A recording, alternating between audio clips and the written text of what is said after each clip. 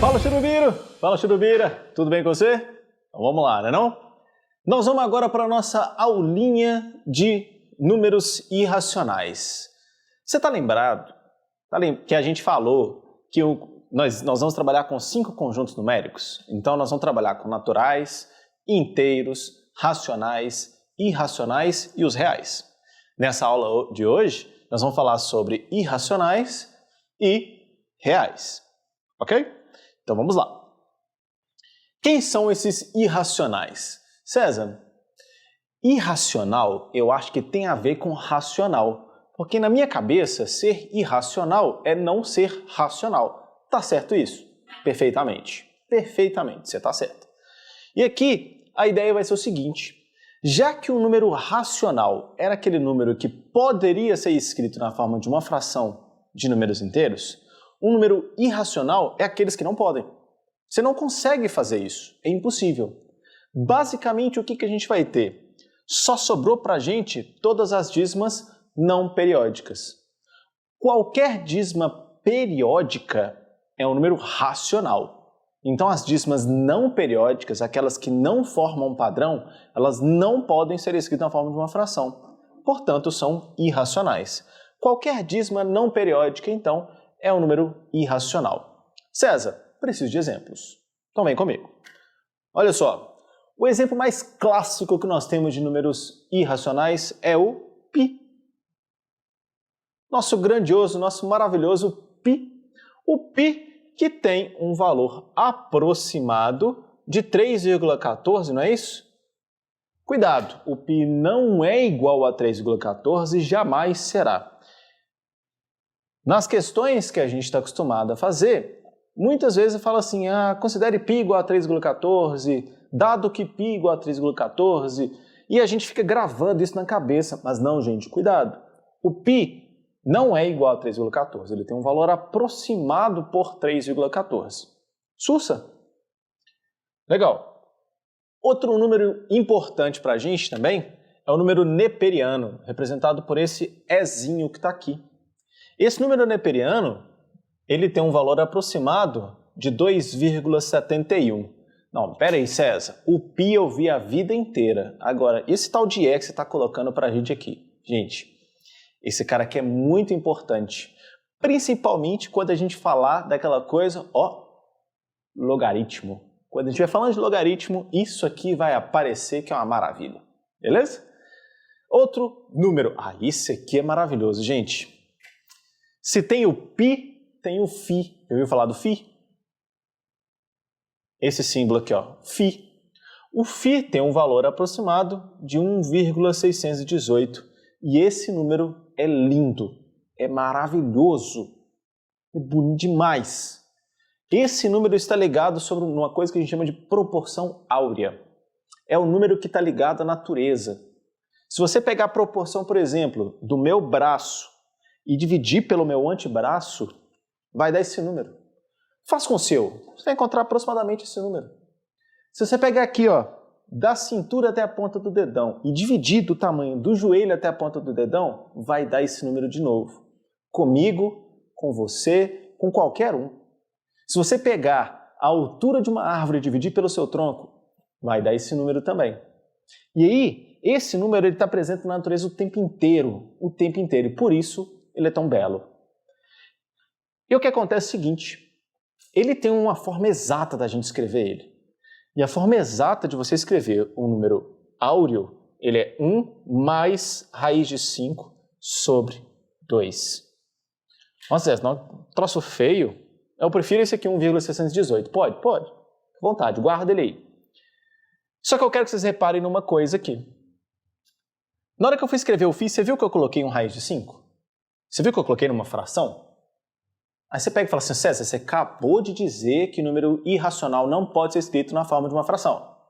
Não pode ser escrito na forma de uma fração de números inteiros. Números inteiros.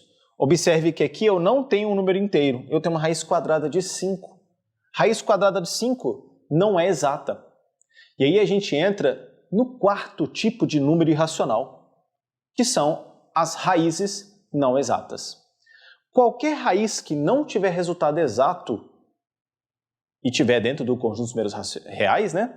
Qualquer raiz que não tiver resultado exato é uma dízima não periódica. Então é um número irracional.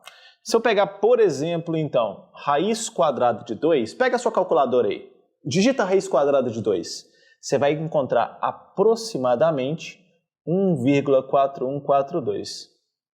Ah, César, mas na minha calculadora aqui, ó, termina. Não tem reticências e não vai mostrar mesmo. Na sua calculadora não vai mostrar reticências. Mas saiba, qualquer raiz que não tem resultado exato é uma dízima não periódica, portanto, um número irracional. Ok? A primeira história que a gente tem envolvendo esses números irracionais foi com Pitágoras. Vocês sabiam disso? Pitágoras não aceitava que existiam números irracionais. Claro que não nesses nomes, né, gente? Ele pegava aqui um quadrado e queria calcular a sua diagonal. E a diagonal desse quadrado para nós hoje, se a gente aplicar o teorema de Pitágoras, nós vamos encontrar raiz quadrada de 2. Olha, pega assim, ó, hipotenusa ao quadrado é igual à soma dos quadrados catetos. 1 ao quadrado 1, 1 ao quadrado 1, 1 mais 1, 2. E ele não aceitava, porque se você pegar uma régua, pegar uma trena, pegar qualquer instrumento de medida e tentar descobrir o tamanho desse segmento, você não sabe o tamanho exato dele. Quanto mais preciso for o seu instrumento, mais casas decimais você encontra e você nunca vai achar o valor exato dele, porque não tem. Ok? E aí, isso aqui deixava o Pitágoras maluquinho. Bom, seguindo em frente, nós temos o conjunto dos números reais, finalmente o último. E a gente diz que esse conjunto de números reais é a união de todo mundo que eu falei até agora. Então, se você pegar um panelão, jogos naturais, jogos inteiros, jogos racionais, jogos irracionais, nesse panelão mistura tudo, o que sai para você? O conjunto dos números reais. E aí eu fiz uma representação aqui do que a gente chama de diagrama de Venn. Nesse diagrama, eu estou mostrando para você os conjuntos que a gente já viu até agora. Olha, nesse quadrado eu coloquei a representação dos naturais, que está contido nos inteiros. Todo natural é inteiro. Lembra quando eu construí os inteiros com vocês na aula passada? Eu falei assim, para você ter os números inteiros, você precisa dos naturais e seus opostos. Todo natural é inteiro. E aí, o conjunto dos números inteiros está dentro do conjunto dos números racionais. Também da aula passada, o que eu disse? O inteiro ele pode ser escrito na forma de uma fração de números inteiros. 3 sobre 1, 6 sobre 2, sempre pode ser escrito. Então, portanto, todo inteiro é racional. Só que aqui nós vamos ter que dar uma divisão. Um número ele não pode ser racional e irracional ao mesmo tempo. Ou é um ou é outro. Porque os racionais eu tenho as dízimas periódicas. Os irracionais, eu tenho as dízimas não periódicas. E aí nós vamos dividir o seguinte. Eu vou colocar uma divisão aqui, do lado esquerdo racionais, do lado direito irracionais. César, você esqueceu de colocar o símbolo.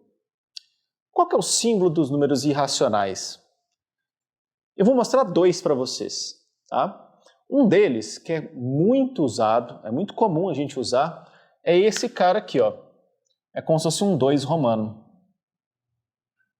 2 romano. Esse é o símbolo que pode representar os irracionais, tá legal? É aceito dessa forma. Mas tem um outro ainda que eu quero mostrar para vocês. Mas antes eu vou explicar uma coisa, olha só. Esse conjunto inteiro é o conjunto dos números reais. Por quê? Ele vai ser a união, aqui ó, reais, ó o tracinho a mais, tá vendo? Ó? Os reais representado pelo símbolo R, vai ser a união dos racionais com os irracionais. Então, todo mundo aqui que é racional, junto com todo mundo que é irracional, vai estar esse conjunto inteiro aqui, todo, e esse conjunto todo é chamado de conjunto dos números reais. Dessa forma, eu posso apresentar os irracionais como sendo os reais menos os racionais. Essa é uma segunda maneira de você escrever os seus números irracionais. Ok? Está aí apresentado então para a gente, nessas 3 aulas, 5 conjuntos numéricos: naturais, inteiros, racionais, irracionais e reais. Legal? Então tudo bem. Te vejo na próxima aula.